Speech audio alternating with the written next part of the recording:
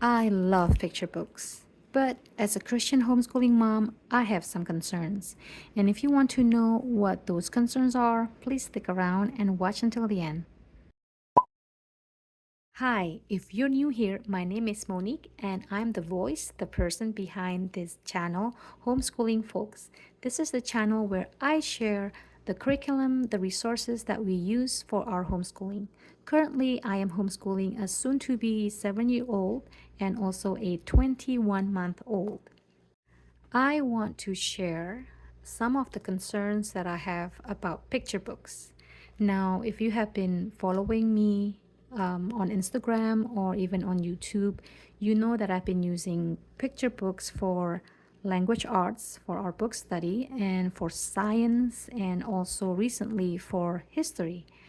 Now, we just started using picture books for history in the past week or so, and that's when some concern getting a little bit more serious than before that made me to stop and think, do I really want to continue using picture books only as the spine curriculum for history? And I'm going to share with you what those concerns are. So, before I share with you what my concerns are, there are a couple things that I want to say. First, these concerns may not be a concern to you, but these are the things that I'm going to share with you that may make you think, or nah, that's not for us. So, just stick around and see if this is what might concern you.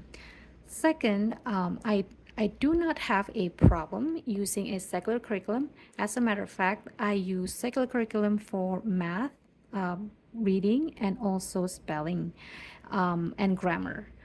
But I think for science and history, it's important for my family to use a Christian curriculum, to use a curriculum that has a biblical worldview. As I said before, we just recently started using a guide on using picture books alone for history. So it's the main curriculum for history, just using picture books, nothing, no textbook, just picture books. So we were into the third or fourth book, and then I started to realize, this may not work. And even my husband shared his concern. So I'm going to share with you what those concerns are. So, concern number one, there might be an ideology that will clash with your Christian values. So, for example, this is more for science. For example, we use picture books for science as well. And this one is a book by Gail Gibbons. Gail Gibbons is a prolific author in children picture books for science, and I've used several books from her. But then I realized that Gail Gibbons introduced evolution. Now, as a Christian family, we believe in creation, not evolution. And I'm going to show to you the example of that. So this is the book about penguins, and on page 8, it's very subtle, but it's there. I'm going to read to you what it says. It says penguins are birds, but they lost their ability to fly millions of years ago. So just that one sentence introduces evolution. Now, you may say, okay, that's just one sentence. So what? Well, the thing is, my daughter, whenever I put library books in our bin, she just goes in there and starts reading on her own without me. So I will not have time to skim through and filter it for her or point out. So she would just read it on her own first. And to me, that's kind of dangerous. I have not found any ideology that would clash with our Christian view in history picture books yet, because we have only read three or four picture books. So down the line, I don't know what might be coming. So that's our first concern.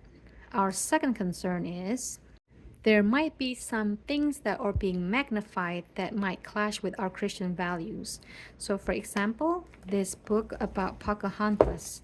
Now, we know that it's history and we can't cover people's bad character in the past, but I think there's a way to tell the story so that we don't magnify the evilness in the past. So this is just an example.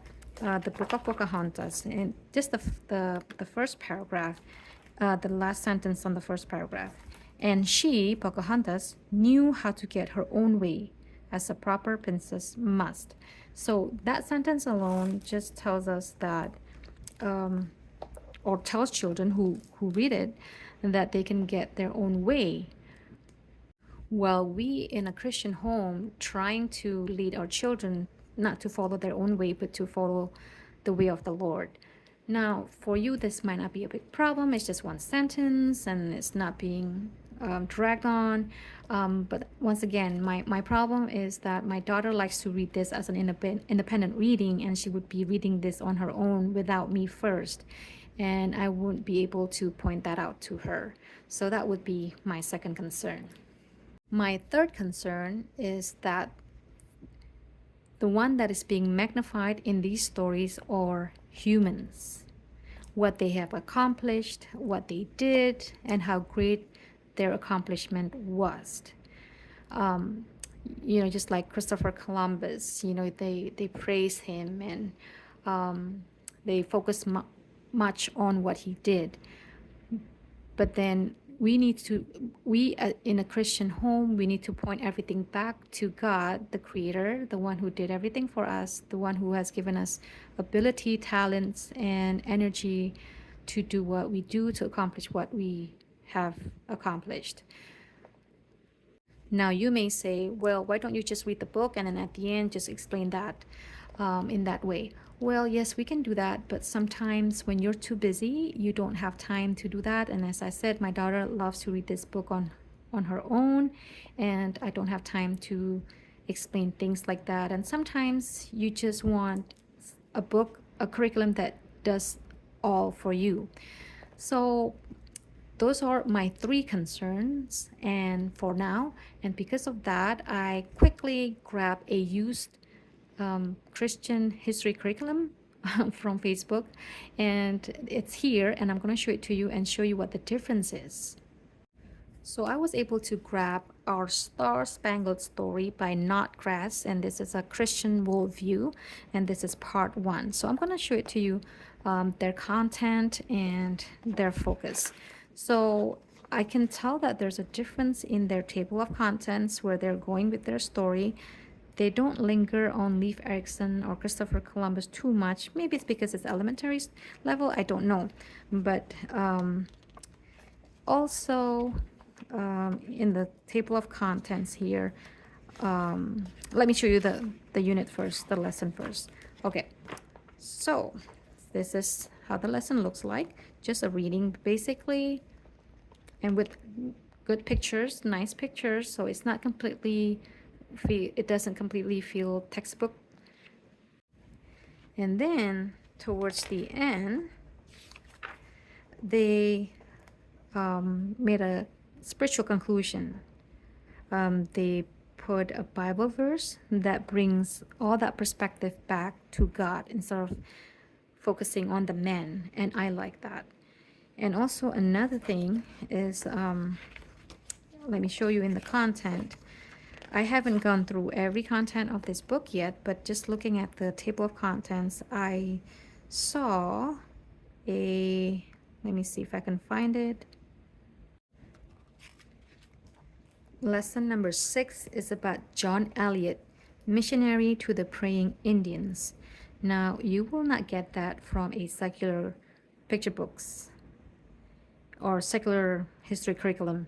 So I like that they include the Christians in the history, and once again it brings the perspective back to God instead of just on what humans have done. So yep, we have not started this. We'll see how it goes, and I'm still trying to figure out how I will incorporate everything. I still want to use picture books to some degree, and this Notgrass curriculum also has some literature, some books to read along. But since my family try to shy away from fiction books, I'm going to find nonfiction books that are still picture books and still interesting, and still has some chapter books that would go along with Now it takes some work for me, some detective work for me, but that's okay.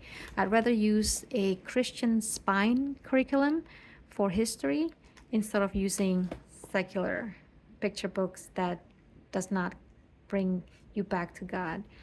That's all I have for you today. And if you like this video, of course, give it a thumbs up and consider subscribing and click that notification bell so you can be notified whenever I upload a new video. And if this video has sparked controversy in your heart, more questions, or you don't agree with me, of course, feel free to leave a comment below, but be nice and I'll try to respond to your comment. All right, that's all I have for you today.